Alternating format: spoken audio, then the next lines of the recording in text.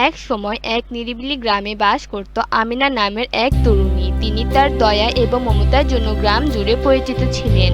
একদিন আমিনা হাঁটতে হাঁটতে রাস্তার পাশে একটি আহত পাখি দেখতে পেল। তার হৃদয় সহানুভূতিতে ভরা। সে আলতো করে পাখিটিকে তুলে নিয়ে বাড়িতে নিয়ে এলো। আমিনা পাখির যত্ন নিতেন, তাকে খাওয়াতেন এবং তার ক্ষতের যত্ন নিতেন। দিনগুলো সপ্তাহে পরিণত হলো এবং পাখিটি শক্তিশালী হয়ে উঠল।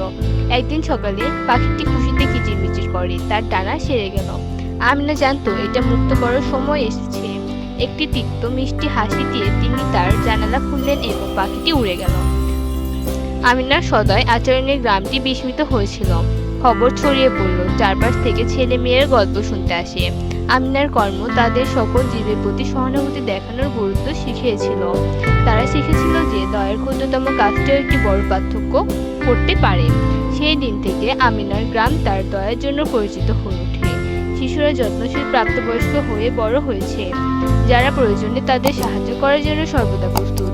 আমিনার সামান্য সদয় আচরণ প্রজন্মকে অনুপ্রাণিত করতে থাকে, সবাইকে মনে করিয়ে দেয় যে মমতার পূর্ণ হৃদয় পৃথিবীতে আলো আনতে পারে।